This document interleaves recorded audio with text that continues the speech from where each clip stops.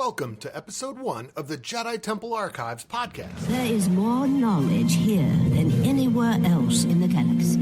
Only members of the Jedi Council are allowed access. Guarding the holocrons is one of the most important duties a Jedi can be given. Do you think you're up to the task?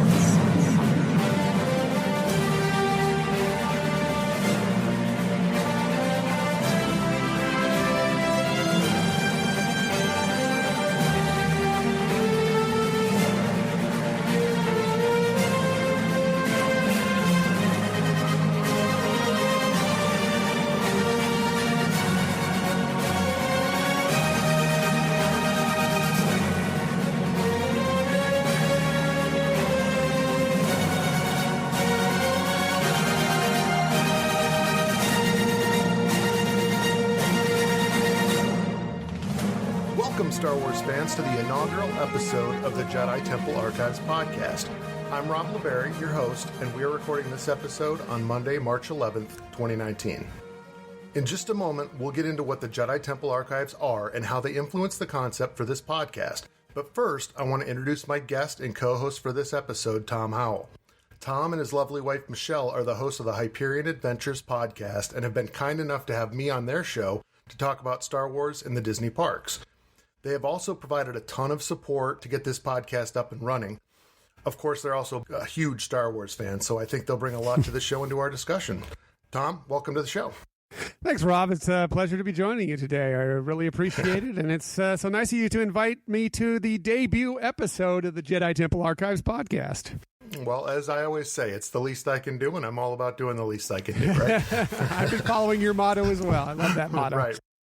Yeah, and obviously, if anyone listens to the Hyperion Adventures podcast, you will quickly find out that they are the podcast that desperately wants to be a Star Wars podcast. So this way, we're going to make that happen for them. Oh, well, we really appreciate your efforts in that regard, for sure. Right, absolutely. So, yeah, we'll get into the main topic here in a few minutes, but first I just kind of wanted to get into a little bit of both of our backgrounds in terms of what our history is with the Star Wars franchise and how we came to it. For me personally, some of my earliest childhood memories were of sitting in the back seat of my parents' car at the drive-in theater in Carmel, Indiana, May of 1977, and watching Star Wars, listening to the audio on that tinny speaker that would hang in the window. So really, from the very first time I saw the movie, I was totally hooked. I made my parents take me to see it multiple times. Even at that point, I was roughly 4 years old, and my entire childhood was spent with every toy I could get my hands on. As I became a teenager and into my adult years, and really even to this day, I still read every book. And now with the immersive land of Star Wars Galaxy's Edge that's going to be coming to the Disney parks, I think we're all going to kind of take that next step into living our fantasy and putting on your Jedi robes and walking into your Star Wars fantasy. So very much looking forward to that. I know Tom and I have talked extensively about that off pod. Over and over. Every chance we get. So exactly. Yeah. And really, for this podcast, I mean, my original plan was to start this a little bit later in the year, but with all the information that's been coming out about Galaxy's Edge, it just seemed like it was a custom-tailored opportunity to get this up and running, and we're looking forward to taking this journey with you and all the listeners. So, Tom, I mean, how about you? Where did your love for Star Wars come from? Well, it's pretty much the same story as you, Rob. I was a little older than you. I am a little older than you, but a little older than you when I first saw the original Star Wars. Of course, we eventually retitled A New Hope, Episode 4. But yeah, I went to the theater. My mother took me to the theater, went and saw it, and fell in love with it. It was like nothing I'd ever seen before. Went back and saw it over a dozen times. Even got to see it at the real Grauman's Chinese Theater down in Hollywood at one point, which was amazing. But I just fell in love with it from day one, and I've stuck to it now through all the films, the television shows, now the animated series. It's just really part of my life in many regards. Yeah, when you and I initially met, I believe the first time I actually ever saw your picture, you were wearing Jedi robes, so clearly that was something that connected with me. So I think for what we're going to handle next, we're going to take a step into the archives and talk a little bit about what the Jedi archives are and how they influence the podcast, really. So the history of the Jedi Archives, they're located in the Jedi Temple on Coruscant, which is the center of the Republic and eventually became the center of the Empire. And it was thought by many to be the largest known repository of knowledge in the galaxy. The archives were overseen by the Council of First Knowledge, and that council was led up by a individual called the Caretaker of First Knowledge, who presided over that council. And they met in the Tower of First Knowledge. Now, for anyone who's familiar with the Jedi Temple, there is a central spire, which is the Temple Spire, or some people called it the Tranquility Spire, because that's where you would have seen Yoda meditating in the various Star Wars movies, in the prequels. And then there were 4 surrounding spires, one of which was the Tower of First Knowledge, where the council would meet. Additionally, that Council of First Knowledge was really responsible for gathering all the information and advising on the matters which required ancient Jedi wisdom. One of the most commonly thought of would be the curriculum for the Jedi. Additionally, the archives contained thousands of years of historical documents, basically spanning the entirety of the Jedi Order. It included maps of the galaxy, hyperspace routes, and information from every branch of science, information on the planets, the zoology, everything that had been collected by the Jedi Order over the thousands of years of their existence. Except for apparently the planet Camino. Exactly. And I think we're going to step into that in a later episode. There's, obviously we have a discussion that's based on canon, but there was a lot of information prior to 2015 when all the legends came out about who was responsible for deleting that information. But I think we can have some discussions around that. Who was responsible for it? What other items may have been deleted from the archives? But we'll get into that in a later episode. Excellent point, though. That's fun. I like that. Look forward to that. Yes, it is. I think we're going to have a lot of opportunities to have some highbrow discussions about things that most people would just roll their eyes and walk away. Well, obviously, the people who come and listen to this podcast, they're interested in that, so it's a good place to go. So. Right. Half the people are going to be wanting to partake in the conversation, and there's a lot of people, hopefully, that'll give a little bit more thought to Star Wars when they watch it again. Absolutely. So the majority of the data in the archive was stored in the archive databases, which would be accessed via the data terminals. This would be similar to what you saw with Obi-Wan Kenobi in Episode 2, Attack of the Clones, when he was looking for Camino, to Tom's earlier point. And they were also stored in holobooks, which when you look at that scene, you'll see shelves and shelves of glowing blue tablets, essentially, for lack of a better term. Those are holobooks. They were an ancient data storage technology, completely self-contained and incredibly durable. Anyone could interact with those books, and they didn't require any force powers to access those. And then on top of that, there was a holocron vault within the archives, and that was an area that was only allowed to be accessed by the Jedi Council, so essentially the 12 masters on that Jedi Council. And the holocrons are a more ancient data storage format even than the holobooks. And the special thing about the holocrons is you have to be a force sensitive and a force user to be able to access those. So those would have been divided up into the Jedi holocrons, which are the more common ones that would have been kept in the vault, generally cube-shaped, emit a blue glow, and are accessible by those with access to the light side of the Force. And then the Sith holocrons, which are more pyramid-shaped, tend to have a red glow to them, and you have to have dark side force abilities in order to use those. So in terms of the holocrons, the important thing about those is that they stored really the most sensitive teachings of the Jedi Order. Each Jedi Master would imbue their knowledge into those, and they could be used as a training medium for future Jedi who have access to those holocrons.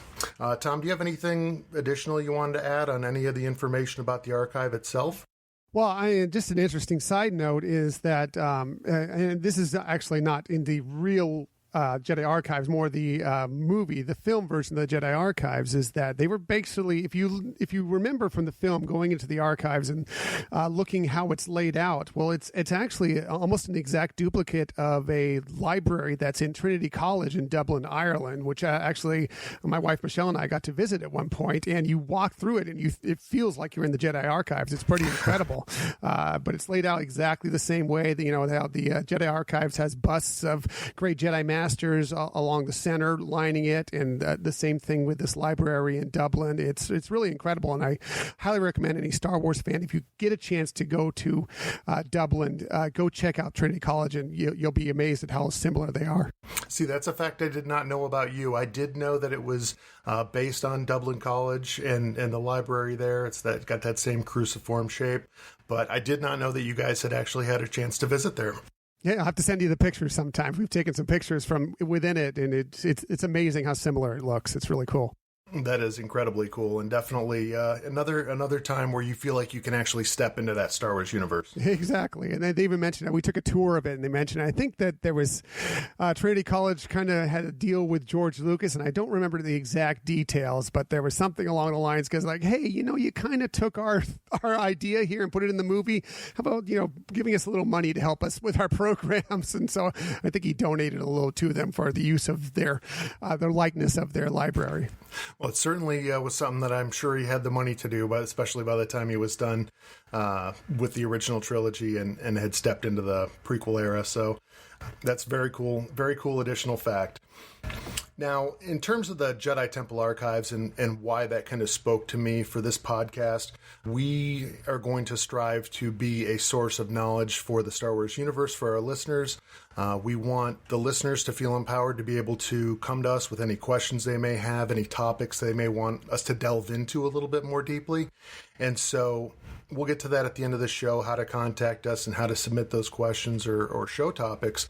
But really, it's going to work in very much the same way as the Jedi would have used that Jedi Temple Archive, where they can come in, query the archive, and get the information that they need to proceed. So it seemed like a perfect fit for us and for the podcast, and really looking forward to having that interaction with our listeners. Yeah, it should be a lot of fun. You're a great repository of knowledge, Star Wars knowledge yourself. So I think you're the perfect person to head up this group and this podcast. And I'm looking forward to, one, listening to it when I'm not on it, and two, every once in a while I'll be able to come in here with you and talk Star Wars, because I'm always looking for an outlet to talk Star Wars. So this will be great. Oh, we certainly do plenty of that, and you're always going to have an open invitation. Hopefully we can make sure that happens more often than not. Yeah, well, we appreciate that very much. Yeah, for sure. So the other key aspect of the Jedi Temple Archives that most viewers of the series, be it the movies or some of the animated series, would recognize is that they were run by a human female Jedi Master who went by the name of Jocasta Nu, and she was the chief librarian of the Temple Archives during the prequel era. She would be most notable for having shown up in that scene that I referred to earlier, where Obi-Wan is querying the Temple Archive database for the location of Kamino, and when he was unable to find that location, he had an interaction with Jocasta Nu, who basically said, if it's not in our system, then it doesn't exist. Yeah. So potentially an example of a Jedi being a little bit blind, based on their pride. In her case, her pride in the repository of knowledge that they had accumulated, and she was certainly integral in a lot of the archival discoveries that were entered into the archive itself. She was also affectionately referred to as Madam Jocasta. You tend to see this more in the Clone Wars series, specifically in relation to Ahsoka Tano.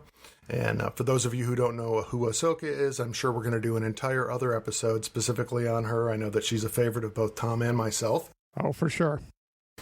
So we won't go too deep into that right now. I think we're going to save that for a future episode. But obviously, Jocasta Nu was a huge part of the Jedi Temple Archives. It would be remiss if we did not mention her. Yeah, she's important, and she's one that people can tie into, because just like you were discussing, the scene, I'm sure most people recall that scene when Obi-Wan is looking for Kamino, and, she's like, well, it's not there. It doesn't exist. Well, how could you think otherwise, or whatever, and that did show a little bit, and you brought it up. It was a good point, Rob, how much the Sith is clouding things, how the Jedi thought that they knew everything, that everything that was going on, but it was obvious. And as the prequels progressed, how little they knew what was going on. Yeah, and I think that's an important point. Obviously, the Sith they were all about their entire strategy for eliminating the Jedi required that they cloud their vision and essentially take away some of their ability to foresee what was coming, and Joe Castanedo was certainly not immune to that. So, excellent point, Tom. Even Yoda wasn't immune to it. So. No, I think we established during the course of the films that really none of them were. Right. And the ones who eventually caught on to it, it was far too late. Definitely looking forward to digging more into a lot of Jedi who we've mentioned here that we haven't gone into deeper examination of, Ahsoka being one of those. And I think we will save those conversations for later episodes, primarily because one of the other reasons, as I mentioned earlier, that we wanted to get this podcast up and running was that there has been a ton of information that's been released over the course of about the past week and a half in regards to Star Wars Galaxy's Edge. I know that some Star Wars fans tend to have a bit of a tainted view of Disney and their involvement with the series, but I think it goes without saying that in regards to a lot of the newer animated series, especially Star Wars Rebels, they have done an excellent job with the content. And one of the things that Disney has always done very well at is getting the Star Wars universe into the Disney parks, be it through Star Tours, Jedi Training Academy, and now with Star Wars Galaxy's Edge, something that many, many Star Wars fans, I think, are waiting with bated breath to get access to. Yeah, we're going to be crying real man tears when we get to first walk into the Millennium Falcon, or when we walk through some of these areas and get to try blue or green milk. It's going to be very exciting. I know I'm seriously looking forward to it. Excellent. And I think you speak for all of us, really, Tom. I couldn't imagine. And I know that you and Michelle have covered a lot of these news stories on your podcast. I think they're going to be all very familiar to you. I know we've talked a lot about them offline. But really, the latest news dump started back on Wednesday, February 27th, when a lot of the information came out online with the Disneyland cast members finally being given their first look at the costumes they were going to be wearing in Star Wars Galaxy's Edge. Based on the information that was released, they showed costumes for both the First Order and the Resistance members on the Star Wars Rise of the Resistance ride, which is going to be a trackless ride vehicle, and a huge pre-show around that particular ride, simulating the capture of you, the rebel, by the First Order and subsequent escape from the First Order Star Destroyer. And also the Star Wars Smuggler's Run, which is going to be incredibly amazing, as it's going to give the guests the chance to actually take a seat in the cockpit of the Millennium Falcon and fly that storied ship as it runs a freight mission for Hondo Ohnaka. Some sort of smuggling mission, freight mission, something along those lines. But it's again, I was talking about real man tears when we get to fly the Millennium Falcon. They might as well just sell tissues right outside there, because they're going to make a boatload of money just from all the men that have grown up wanting to fly the Millennium Falcon all their life, getting finally the opportunity to do so. Yeah, and I mean, it's more than just being able to fly it. They have a full-scale model of the Millennium Falcon that the queue winds around, and apparently the way that they've integrated that into the landscape of Star Wars Galaxy's Edge, the way it was done is going to give you opportunities to actually get pictures without crowds in the background, with you directly in front of the ship. So I think a lot of people are going to be taking advantage of that, and the ability to step into the crew quarters, which really is the scene that most people who have watched Star Wars are familiar with. The room where Luke trained with the remote, Chewbacca and R2-D2 playing Dejark, the holo chess.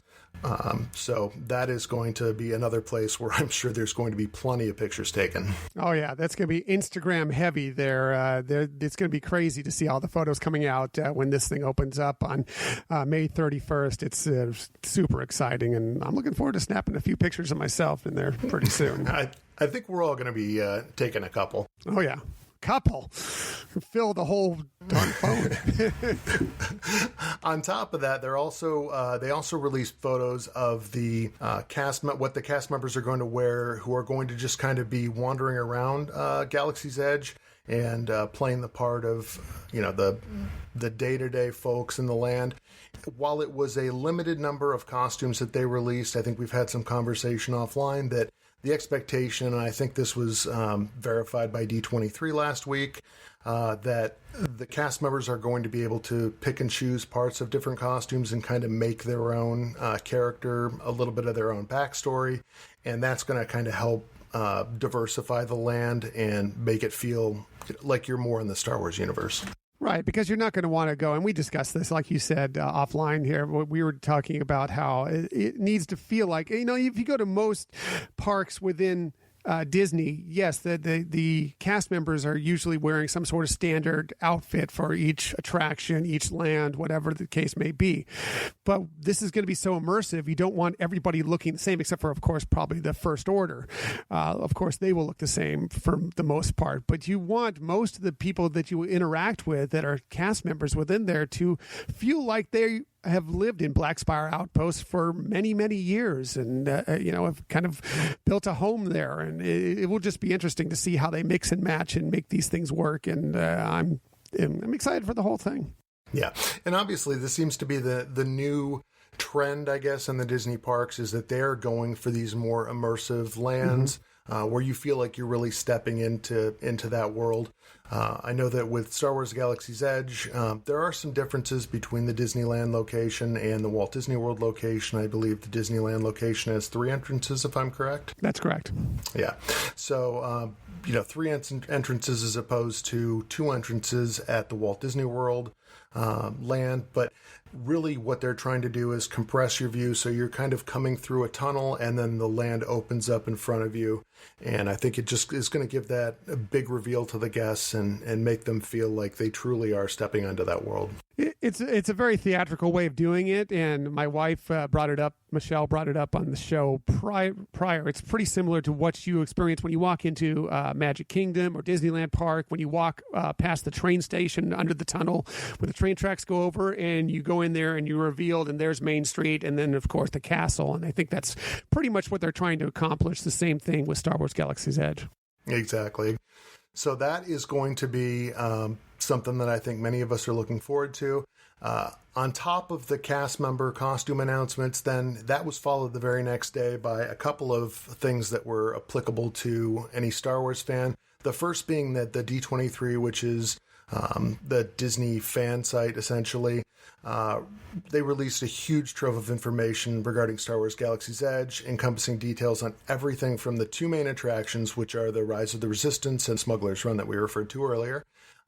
In addition to that, some of the shops and some of the characters that are going to be found within those shops, and the food and beverage that's going to be available throughout the land, all of which is going to have an incredibly Star Wars theme to it. So getting into that a little bit, for anyone who might not be familiar with it, the 2 primary shops that I think are going to capture most people's attention are Savi's Lightsaber Workshop and then the Droid Shop. So I know with Savi's Workshop, now the thing that's going to be a little bit tricky about that is apparently they're only going to allow 14 people in there at a time working on building their lightsabers. Had you heard anything in regards to that, Tom? That's what I've heard. Is something along those lines. It's definitely going to be limited capacity at any one time. I'm going to imagine, and just to put this onto something, maybe some people will relate this to. If you go to Universal and go to the Wizarding World, at least I know we have it at the Universal in California. I assume we have it also. I've never been to the one in Orlando, but I assume they have it there. And there's the wand shop there, and they bring in about a dozen people at a time, and they pick one person out to get through the experience of finding their wand and such. And I'm not saying it's going to be exactly like that, but it wouldn't surprise me if it's somewhere kind of similar along those ways where only so many people are allowed in at a time, and you get to go through and pick your things and put together your wand, find the right wand for you, lightsaber, of course, for you. And it wouldn't shock me if it's something along those same lines from what the description is so far. Yeah, I totally agree. And the other thing really to note here for Star Wars fans that have any familiarity with the Disney parks, when you hear build a lightsaber, you're probably thinking of the stations where you're building the telescoping blade, kind of clunky versions of the lightsaber that are more popular amongst the younger kids. But these are going to be much higher quality. They're going to be more in line with what you might find from a Ultra Sabers or a Saber Forge. I know that the hilts themselves are, again, all metal. They're going to start from around $109 and an additional $49 if you want a blade with it. But then they're going to have additional customization options that could drive the price up even higher. And one of the neat little touches that they were going to add with these was each one was going to come with its own kyber crystal, which would light up. And to take it even a step further, one of the items that you were going to be able to buy in one of the other shops throughout the land was Jedi holocrons. And apparently those kyber crystals can actually be placed within the holocrons and activated to deliver messages. So that's going to be a giant bonus for anyone who's actually invested in one of these lightsabers and then gets the accompanying holocron. Yeah, it's going to be a bit of a splurge. Obviously, you look at that price tag on that, but the enjoyment you might get out of it, and if you've ever been looking for something more realistic, now you named a couple companies that we both have purchased our own lightsabers from, but getting them straight from here, and if they're interactive with other items within the park, it's going to be much better and have more value to anybody who's purchasing them for sure. Yep. On top of that, there's also going to be other shops within Star Wars Galaxy's Edge that are going to be selling other Star Wars related merchandise. Unlike what you may have experienced in the past, none of it's going to be branded Galaxy's Edge. These are items that you would expect to find within the Star Wars universe. So we're talking really high quality Jedi robes, potentially Sith clothing, and all the types of accoutrements. I know that they had, I believe, some costumes for kids, for if your child wants to look like Rey or Kylo Ren, they're going to have some of that type of gear available in those shops. The other primary shop that was covered was the Droid Workshop, which, again, is going to give people an opportunity to go in and actually take parts off a conveyor belt and build their own custom droid. Tom, I know your wife, Michelle, was excited about one in particular. Oh, yeah. Good old DJ Rex. I think we'll be first in line to pick up one of those for sure. Yeah, and I think we were both chuckling a little bit at I believe they called it the galactic Bluetooth connection. So right, yeah. In a world of hyperspace and light speed, we're apparently still constrained to Bluetooth. I love that. That's a good point. Right. So one of the interesting things about the Droid Workshop is that because, Galaxy's Edge is, I believe, 14 acres, it's going to be pretty tightly packed with the guests that are going to want to go in there and experience that land. And I think they were kind of looking at, the concern about if people are going in and building these droids and then putting them on the ground and letting them roll around. They were foreseeing some issues with that. So apparently there's going to be a droid backpack that they come with. So that you can still have them with you. They can still be interacting with things around them, and they are supposed to interact with things throughout the land, but you're not putting them on the ground and risking them getting crushed. Yeah, or people tripping over them and all sorts of other issues that could come up liability-wise for one matter. I'm sure they're not thinking about liability at all. No. Disney never does. Exactly. And actually, droids actually dovetails nicely into our next news topic, which was on Thursday, February 28th, same day as the giant data dump we got on all the details of Galaxy's Edge, there was also an article put out by a writer named Matt Blitz, who is a writer for Popular Mechanics, and he released an article detailing the Disney A1000 Advanced Animatronic, and that impacts Galaxy's Edge, as that is the animatronic that is going to be used for the Hondo Ohnaka character, who is going to be featured in the Star Wars Smuggler's Run attraction. Mm-hmm. And I would highly recommend that anyone who's interested in looking at the technology behind this land go out and take a look at that article. There is a video there that shows a lot of the information about the development of it, but more importantly, it shows this droid or this animatronic in action, and it moves so incredibly lifelike. I think it's going to blow people's minds. Yeah, it's definitely the next level in audio animatronics. It really is great, and it's I love it that it's another one of my favorite characters. Hondo Ohnaka is such a great character that went through both the Clone Wars and then into Star Wars Rebels, and it really developed as a character. He was an interesting, kind of more of a devious guy to begin with. We've talked about this off air, but he developed into still kind of looking out for himself, but more just kind of just a fun guy that's willing to help from time to time, as long as he's getting a little piece of the pie while he's at it. And you never would have known it from where he started. So I think he definitely has developed as a character in surprising ways in a lot of ways. And actually, between Hondo Ohnaka, who, again, some Star Wars fans, as you mentioned, are going to be familiar with him. Those who are pretty much just constrained to knowing information about the Star Wars movies, not so much. But both Hondo and another character who is going to be featured within Star Wars Galaxy's Edge, who is an Ithorian named Doc Ondar, or Doc Ondar, depending on how you pronounce it. They are going to have a big part in the story of this land, and I'm thinking that we're going to have to address them in a upcoming episode very soon. Both them and the world that this Galaxy's Edge takes place in, which is Black Spire Outpost on the planet of Batuu. So that's another location who most Star Wars fans are not going to be familiar with, but we will delve into that a little bit here in the upcoming weeks. Anyway, so a lot of great stuff that's going to be coming out in book-wise, in comic book form, to kind of give you the backstory of Black Spire Outpost, the planet of Batuu, and some of these characters you may run into when you're there, which I think is going to be interesting to delve into as well as we lead up to these parks opening. Yeah, and totally agree. I mean, in the past, Star Wars has been a situation where you could just watch the movies. If you wanted to branch off into the books or some of the additional shows, then you got that additional level of detail. Star Wars Galaxy's Edge is going to start to blur those lines, I think, a little bit, because you're going to have guests that go into that land within the Disney parks, and they're going to want to be able to suck every last detail out of it. And the way that they're going to be able to do that is by, keeping up with some of the books, keeping up with some of the animated shows that are available, and that's really going to kind of plus their experience within Star Wars Galaxy's Edge.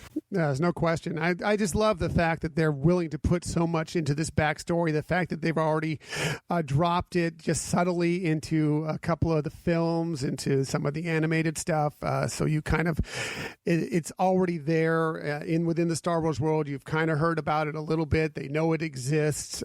So, just the fact that they're building this depth of story just is going to make it that much better once we actually finally get to enter Black Spire Outpost. Completely agree. And really, all of this information, which at the time, I mean, for 1 week of Disney news, that is an incredible amount of Star Wars information.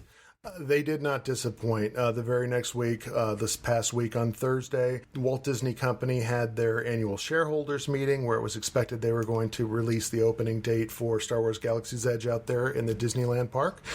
And they did so, with that opening date being May 31st of 2019. But the thing that they also did that was a bit of a bombshell for those of us who were watching was that they surprised us with an announcement on the opening of Star Wars Galaxy's Edge at Walt Disney World Resort as well, which previously had been rumored to be probably late December of this year. But in fact, they're going to be opening it on August 29th of 2019. So that is a significant advancement in the schedule. It did come with a caveat that both lands are going to open in essentially a phased closure or a phased opening, where the only attraction that's going to be available there on opening is going to be the Star Wars Smugglers Run, the Millennium Falcon attraction, with Phase 2 opening coming a few months later, which is going to include that Star Wars Rise of the Resistance attraction. But nonetheless, this is going to be incredible to be able to get access, get into the land, kind of get that experience much earlier than we were expecting. Yeah, they could have told me that neither of the attractions were going to be open, and I still would have wanted desperately to get in there just to walk through, like to feel like you're in the galaxy of Star Wars. You're walking through Black Spire Outpost. You're getting to sample some of the food. You're getting to run into different members of the Resistance or the First Order or whatever the case may be. I would have been fine with that. So, and to be honest with you, I'm looking forward, because the Rise of the Resistance attraction does look amazing, and the more I hear about it, the more I'm excited to try it. But really, when this first came out, when they were talking about this, the only thing I really wanted to do was fly the Millennium Falcon. So I'm happy that that's going to be open right away. I'm guessing we're going to have to get security to get you out of the pilot seat. No, there's no question. I want to try them all. I'm going to go back in. I want to be a pilot. I want to be an engineer. I want to be a gunner. I want to try it all. Now I do know that when this was announced, especially with you being out in California and having access to Disneyland Park, that one of the caveats that they also included for Disneyland is that in order for guests to get access to Star Wars Galaxy's Edge, they're going to need to be able to make a reservation for a 2-hour window to access the land, which is going to kind of help with some of the crowds. And one of the additional items that they released was that any guests staying at one of the 3 on-site Disney hotels out there were going to automatically be granted a 2-hour window. I believe you reacted to that pretty quickly. As quickly as I found out about it, I was actually monitoring the conference call at the time to get stuff for the Hyperion Adventures podcast to be ready for news for this last weekend's show. And they announced, of course, the opening of Star Wars Galaxy. It was like, wow, it's earlier than expected. On neither coast did we expect it to be this early. And then just right about the same time, I saw that Disney Parks blog had posted some information about it. So I went to read that as well because I figured that would go more in depth into it. And right in the middle of it was this part of the reservation. Yes, they're going to need a reservation, but also that anyone who is staying on site will automatically get a reservation. So I immediately went to Disneyland.com and checked out and found a way more expensive price than I'd want to pay for a hotel. But for the opening of Star Wars Galaxy's Edge, I had to book it. We're going to be there on the opening weekend, and we're very excited about it. I'm a little bit jealous. I mean, we're already planning on going out there in September of this year. I know we've discussed that.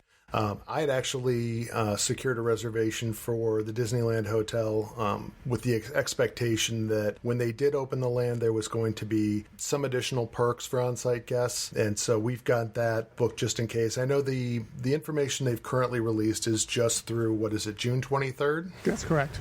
Okay, so yeah, May 31st through June 23rd is when they're planning on doing these 2-hour reservations. But I think the expectation is going to be that this is, more of a trial run, and if this works for them for crowd control and making sure that the guests that do get access are able to actually enjoy it without the crowds being completely ridiculous and overwhelming the experience, that they're going to be applying that as more of a long-term measure out in Disneyland. And I was a little bit surprised when they said that the same measure wasn't going to be taken at Walt Disney World, but by the same token, I think that our expectation should be they're going to do that or something similar if it works out in the Disneyland trial. Yeah, I think at the Walt Disney World Resort, they're going to have the benefit of obviously 2-3 months to look and see what's happening with Disneyland. Again, and we've talked about this on our show. Disneyland, if you don't know the Disneyland Resort versus the Walt Disney World Resort, they are really 2 different animals as far as the clientele that they see on a day-to-day basis. At the Disneyland Resort, yes, you do get tourists, but mainly it's brought on by annual pass holders and locals who live within the Los Angeles, Orange County, San Diego, Santa Barbara area. It's such a large population to draw from, whereas the Walt Disney World Resort really doesn't have as many annual pass holders. It's mostly tourists, people that are visiting from out of town that come in there to spend 5 days a week, maybe 10 days out and there. So it's really a different animal. So it will be interesting to see how they take what happens at Disneyland and put it in place at the Walt Disney World Resort. Yeah, I definitely think that no matter what the situation is, they are going to have some plan in place for crowd control. I think that, this land, more than many others at Walt Disney World or Disneyland, is really kind of a one-off in the sense that you're going to have guests that come and the only thing they're interested in is experiencing Galaxy's Edge. You're going to have other guests that are just there for the Disney aspects of it, don't really care about Star Wars. I know that on this podcast especially, that's very hard to picture, but that is going to happen. So they want to make sure that people who get access and are paying for that ticket to the park under the expectation that they're going to have access to Galaxy's Edge, that they actually have a secured window to access that land. And that will help them determine which guests are actually accessing the rest of the park that have no interest in it. It's also the way it's a different animal from Disneyland to the Walt Disney World Resort is that in Disneyland Park itself, there's only 2 parks in the Disneyland Resort. And Disneyland encompasses much of that. So if you're cutting that off or it's too crowded because of Galaxy's Edge there, that's a big problem. Whereas at the Walt Disney World Resort, there are 4 parks along with a couple water parks and all sorts of resorts restaurants, all sorts of things to do. So yes, if the Disney Hollywood Studios becomes packed because everybody wants to go to Galaxy's Edge, yeah, that's an issue, of course, but it doesn't necessarily affect Magic Kingdom Park, Epcot, the Animal Kingdom. All those won't be quite as affected. Sure, there'll be a lot of people, if they can't get into the Hollywood Studios, that will bounce off and go into these other parks, but it's not going to be as directly affected as within the park itself, I think. Yeah, I totally agree. And the interesting thing is, early on in the release of information about Galaxy's Edge, especially as it impacts Walt Disney World Resort and the Hollywood Studios, where the land's located there, is that there was speculation that you were going to have guests camping out in the parking lot to be there right at rope drop to be able to rush back and have first access to Star Wars Galaxy's Edge. And obviously that was going to pose a lot of different logistical issues for the park. And so I really think that no matter what comes, they're going to have a way to ensure that people who know in advance that they're going to have access to Galaxy's Edge actually have that access, that the guests that aren't interested in that are not paying for that privilege, and that, it basically works out to keep it from being a PR nightmare from them. Yeah. My wife, Michelle, and I, we had a long discussion about this, and we really feel that when the reservation system could possibly continue on and actually be added, even though they said they're not going to have it at this point at Disney Hollywood Studios, at the Walt Disney World Resort, that it wouldn't shock us if they did put that into place, and it might act as something along the lines of how you secure Fast Pass Plus options now, where if you're staying on site, you'll have a 60-day window to book your reservation there. If you're just an annual pass holder or just have a ticket, you can book it later, or you'll if you're going to book a reservation, you'll have to have some sort of credit card hold on it or something along those lines. It wouldn't shock me if that's kind of the way they approach it. Okay, so in addition to Galaxy's Edge, really the only remaining news story that I wanted to hit on this week, and it's not necessarily so much news as it is informational, is that Star Wars The Clone Wars has been on Netflix and available for streaming for quite some time. But in looking at that particular series in Netflix, it currently has an expiration date of April 7th of 2019. Mm-hmm. And I know that in the past, they've indicated that they were going to no longer carry the series and it's been extended. But I think this is one that any Star Wars fan who has been watching the series for the first time or in the middle of a rewatch may want to take note of, because that week on April 11th, there is a Disney shareholder meeting for the Walt Disney Company, and that particular shareholder meeting is going to be aimed specifically at information related to the new Disney Plus streaming service, and we'll go into a little bit of detail about that and what some of the Star Wars specific offerings are going to be with that particular service. But it's looking like the way this aligns is that they are going to plan on ending their agreement with Netflix to carry the Clone Wars, and it's probably going to be several months before that's on and available via the Disney Plus service. So definitely, if you were in the middle of a watch or a rewatch, apply all due haste and make sure you get that in before April 7th. Binge away, my fellow Jedi. Binge away. Now, for those of you who are not familiar with the Disney Plus streaming service and all of the wonderful content that they're looking to add for Disney fans across the board, there are two primary series that have already been announced. One of them is a Cassian Andor series, kind of an origin story for him. We're hoping that there's going to be some content related to K2SO. I know that Alan Tudyk has indicated that has certainly been part of the discussion, and I know he is going to be part of the upcoming Star Wars Celebration in Chicago coming up in April. So hopefully some of that news gets verified. Mm-hmm. As well as a series called The Mandalorian, which is going to be an awesome kind of space western looking series centered around a Mandalorian on the outer reaches of the galaxy and kind of his story set within the Star Wars universe, essentially after the events of The Last Jedi. Yeah, it looks amazing from the still shots we've seen so far from the sets. Of course, is Jon Favreau heading it up, and I've loved a lot of the stuff that Jon Favreau has done. He's done a great job with it, and they've got great people directing, great people writing. It looks like it's going to be a really interesting series. The Cassian Andor series. I mean, one thing I like about these two series is that they seem totally different in tone. Like you were talking about, The Mandalorian seems very much like a space western in many ways, at least from the shots we've seen seen and how it's been described, whereas the Cassian Andor series, it's more about intelligence and espionage and spy thriller, and it just...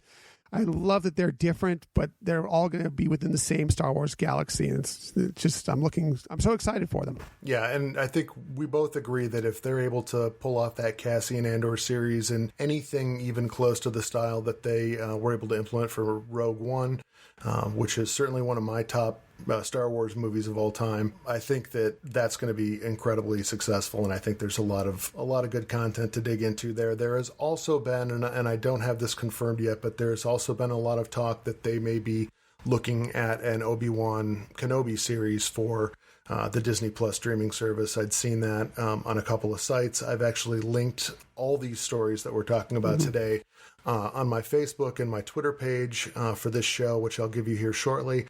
So please feel free to go out and dig into that if you're at all interested. There's a lot of great information about anything and everything that a Star Wars fan might be interested in coming up here in 2019. Yeah, lots of good stuff. It's coming out. Like you said, the news about Star Wars Galaxy's Edge has been fast and furious. We're just going to have some more stuff coming out here on Disney Plus in about a month from now when they do that investors meeting and they really display what Disney Plus is going to be all about. It wouldn't shock me if we get news of even or confirmation of one of these other Star Wars either live action or animated series that are going to be added to it in that, or if not then possibly Star Wars Celebration out in Chicago. It's an exciting time to be a Star Wars fan. That's all there is to it. And incredibly exciting. And the other thing, just while you were talking about Star Wars Celebration coming up here in April, that is the expected time frame that we're looking at to get an actual movie title for Star Wars Episode 9 and likely the first trailer for that. So keep an eye out for that as we get into early April. Yeah, there was some footage dropped at the shareholders meeting. That was last week. I guess JJ threw some stuff together for the shareholders that were there. We weren't privy to that. I've seen some sort of descriptions on what it was online. Nothing really groundbreaking, but just cool always to see some footage from a new Star Wars film that is in production. Yep, and I think there's a lot of people wondering how the sequel trilogy is going to wrap up, and how that's going to feed into downstream stories that they're going to tell via additional films or even via the Disney Plus streaming service. So I think there's a lot of exciting times ahead as well. And by the way, if you're not watching the animated shows, if you're not watching Star Wars Resistance, it's getting really, really good. They're just about to hit the finale. They started the first part of the 2-part finale episode of season 1 last night. It's really excellent. It's really delving into some of the stuff that we've seen in the actual motion pictures, kind of on an offshoot from what was going on across the galaxy while this was happening. It's really gotten good. There was a lot of character development at the beginning, so you kind of were putting pieces in place, but over about the second half of the season, they've really put it together, and they're really more plot based, and they're really moving the story forward. And if you started it and just kind of didn't catch you to begin with, I would suggest you get back involved because it's really, really getting good. Yeah, and I think that's true really of all the Disney animated series that they've put out related to Star Wars. I know Rebels was kind of like that as well. I know that, again, they focused a lot in season 1 on character development, but by the end of season 2, it was going full bore, and there was a lot of great information that tied in seasons 3 and 4 as well. So definitely, if you are at all interested in Star Wars, if you have not taken the time to check out any of those animated series, please do so. You won't feel like you wasted any time, and there's just so much incredible work that they have done. I know Dave Filoni has put a lot of blood, sweat, and tears into those shows, and he's really, really done an excellent job. Yeah, I'm always impressed with everything Filoni does. I love the Clone Wars, I loved Rebels, and now, like I said, Resistance is just really taking off, and it just happens. It's great again. And of course, and then we got Clone Wars. You were talking about Clone Wars again. That's the one thing about Disney Plus. Clone Wars saved. We're coming back for that, wrap up that final season. We kind of saw a little bit what happened to it with Ahsoka, but we don't really know the real story. Looking forward to finding out the real story. Yeah, and I know there's a lot of Star Wars fans who've been waiting for a long time to get some resolution to the Clone Wars series, so we're all looking forward to seeing what they come up with. Yeah, it's exciting stuff for sure. Terrific. I think that's going to wrap it for us for this show. Tom, thank you so much for joining us. Excellent discussion. Looking forward to having you on in the future, and we still have so much stuff to explore. Yeah, really appreciate you having me. Thank you. It's an honor that you've invited me on for your debut episode, and I'm excited to hear your future episodes coming up. And if you ever want me, I'm just a holocron away. That's right. Terrific. Thanks so much, Tom. For those of you who are listening, if you want to contact us with any ideas for topics for future shows, questions you'd like answered, or just want to talk Star Wars, we encourage you to contact us. We also are looking for any feedback or suggestions on how we can make the show better. If you want to reach out to us, we can be reached via email at jtapodcast@gmail.com, on Facebook and Pinterest at Jedi Temple Archives Podcast, and on Twitter and Instagram at JTA Podcast. Also, if you enjoyed this episode, please subscribe and leave us a review. Your reviews aren't only going to help us improve the show, but they're going to make it easier for others to find us and to grow our JTA podcast community. And again, we look forward to talking to you guys next week. Thank you, and may the Force be with you.